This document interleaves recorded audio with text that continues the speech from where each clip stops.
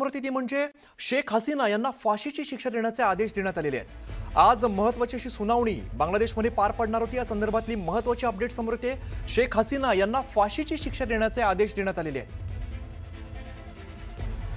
काही महिन्यांपूर्वी बांगलादेशमध्ये सत्तापालट झाला आणि या दरम्यान कोर्टामध्ये सुद्धा ही केस सुरू होती।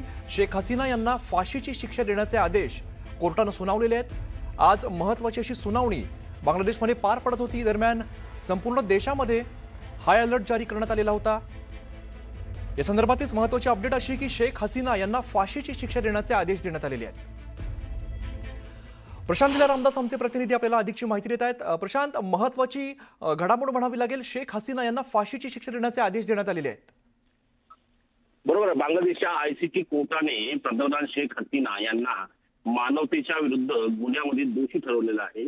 त्यामुळे त्यांना फाशीची शिक्षा करण्यात आली आहे। आपल्याला माहित असेल की बांगलादेशातील इंटरनॅशनल क्राईम्स ट्रिब्युनलच्या वतीने पंतप्रधान शेख हसीना यांच्या विरोधात अंतिम सुनावणी होती आणि अंतिम सुनावणीच्या विरोधात त्यांना मानवतेच्या विरुद्ध गुन्ह्यात त्यांना दोषी ठरवण्यात आलेलं आहे आणि त्यांना फाशीची शिक्षा देखील करण्यात आलेली आहे। महत्त्वाचं म्हणजे या दाव्याबाबत बांगलादेश सरकारने आयसीटीला कोणत्याही अधिकृत संदर्भात जर बघितलं आपण तर त्या संदर्भात ज्या चर्चा होती की या निमित्ताने कुठेतरी त्यांना मोठी शिक्षा होऊ शकते असं चर्चा होती आणि त्या आता त्यावरती शिक्कामोर्तब झाला आहे।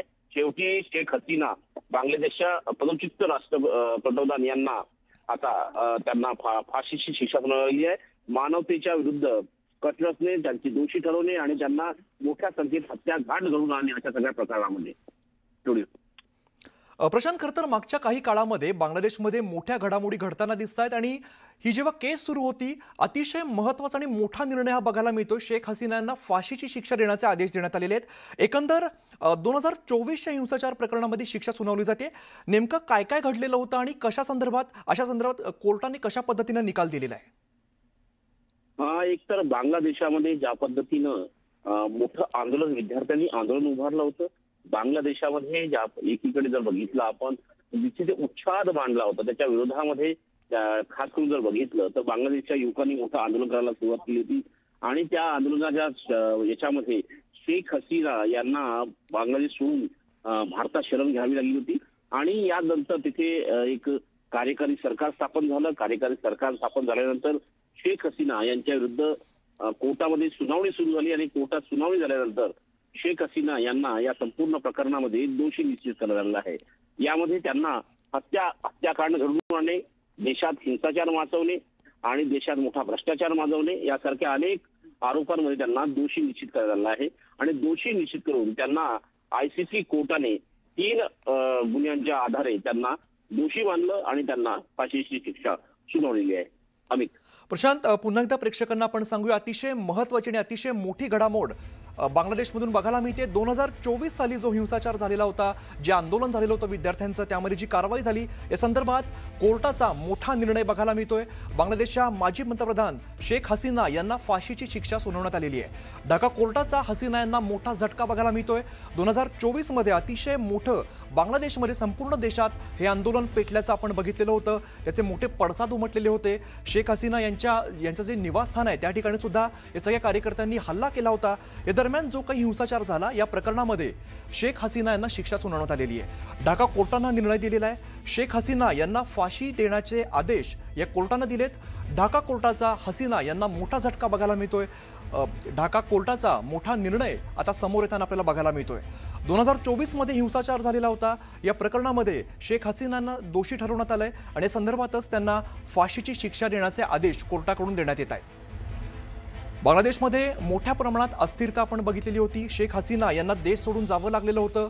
या दरम्यान ढाका कोर्टामध्ये ही जी केस सुरू होती यामध्ये ढाका कोर्टाचा हसीना यांना मोठा झटका बघायला मिळतोय, मोठा धक्का बघायला मिळतोय, कारण शेख हसीना यांना या प्रकरणामध्ये फाशी देण्याची शिक्षा असे आदेश कोर्टाकडून देण्यात आलेत। 2024च्या हिंसाचार प्रकरणात त्यांना दोषी ठरवण्यात आलंय आणि शेख हसीना यांना फाशीची शिक्षा सुनावण्यात आलेली आहे। पुन्हा एकदा जाऊया आमचे प्रतिनिधी प्रशांत आपल्यासोबत। प्रशांत, खरं तर जागतिक पटलावरती सुद्धा याचे मोठ्या प्रतिक्रिया येऊ शकतात, मोठे परिणाम होऊ शकतात। बरोबर आहे, जागतिक राजकारणामध्ये आणि जगाच्या राजकारणामध्ये आणि सोबतच विश्वच्या ज्या मोठ्या घडामोडी आहेत त्यामध्ये बांगलादेशमध्ये ज्या पद्धतीने हिंसाचार उफाण आला होता तिथल्या स्थानिक नेत्यांना देखील खासून शेख हसीना यांच्या पक्षाच्या अनेक नेत्यांना तिथे तुरुंगात टाकण्यात आलं होतं. शेवटी तिथली सरकार जी आहे, जेव्हा शेख हसीना ह्या बांगलादेश सोडून पळाल्या, तर म्हणजे भारताच्या शरण घेतली, त्यानंतर तिथे बांगलादेशच्या अवामी लीगचं सरकार आलं आणि त्यानंतर त्यामध्ये माहिती मिळते तिथे नंतर एक कार्यकारी सरकार स्थापन करण्यात आलं आणि कार्यकारी सरकार स्थापन करून त्या शेख हसीना यांना दोषी ठरवण्यात आलं. शेख हसीना दोषी ठरवण्यात आल्यानंतर आता बांगलादेश आणि भारताचे संबंध ज्या पद्धतीनं कडवटलेले आहे, त्या संदर्भात आता भारत सरकार काय भूमिका जाहीर करते.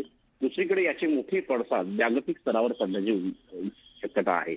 एकीकडे अमेरिकेने शेख हसीना आणि यांना मोठा पाठिंबा दिला होता. सोबतच इतरही राष्ट्रांनी, युरोपमधल्या अनेक राष्ट्रांनी शेख हसीनाच्या भूमिकेचं समर्थन केलं होतं. असं असताना आता या पद्धतीने जर कोर्टाने त्यांना दोषी ठरवलं आहे, दोषी ठरवल्यानंतर कशा पद्धतीनं याचा परिणाम होता ते देखील पाहणं अतिशय महत्वाचं असेल. पण या घडीला हे अत्यंत महत्वाचं आहे की शेख हसीना यांना दोषी करार करून 3 प्रकरणामध्ये, एकीकडे हत्याकांडाचं प्रकरण, दुसरीकडे भ्रष्टाचाराचं प्रकरण आणि त्यानंतर देशात कोलाहल माजवणे, या प्रकारच्या 3 प्रकरणामध्ये त्यांना दोषी करत आलं आणि दोषी निश्चित करून त्यांना फाशीची शिक्षा करण्यात आली. पण ज्यावेळेस फाशीची शिक्षा कोर्टामध्ये सुनावली जात होती, कोर्टामध्ये उपस्थित असलेले जे लोक आहेत त्यांनी उल्हास केला, जोऱ्याजोऱ्यांनी घोषणा देखील द्यायला सुरुवात केली होती. यावरती शेख हसीना यांच्या कडून एक बाजू जाहीर करण्यात आलेली आहे की ज्या पद्धतीने कुठलेही पुरावे सादर न करता, कुठलेही आमच्याकडून पुरावे मागितले नाही, एकतर्फी हा निर्णय आहे, कुठलेही पुरावे आमच्या विरोधात नाही, असं असताना एक शेख हसीनांना फाशीची शिक्षा सुनावणे हे देखील न्यायालयाचा अपमान आहे. अशा प्रकारे शेख हसीना यांच्या वतीनं बाजू मांडण्यात आलेली आहे. शेख हसीनाच्या जवळच्या सूत्रांनी माहिती आहे. सध्या जर बघितलं आपण, शेख हसीना या बांगलादेशातून भारतात आल्या होत्या. भारतात त्यांनी शरण घेतली होती. त्यानंतर त्यांचे गेल्या काही दिवसात मोठे इंटरव्ह्यू देखील छापून आले होते की त्यांनी कशा पद्धतीनं बांगलादेशाची स्थिती सुधारलेली आहे आणि बांगलादेशात कशा पद्धतीने लोकशाही सरकार स्थापन करण्यात आहे, अशा विरुद्ध ज्या पद्धतीनं तिथे कटार कारस्थान रचून त्यांच्या विरुद्ध कारवाई केली गेली, असाही आरोप त्यांच्या वतीनं लगावला जात आहे. प्रशांत, या संदर्भात वेळोवेळी तुमच्याकडून अपडेट्स घेत राहू. तुर्तास धन्यवाद या माहितीसाठी.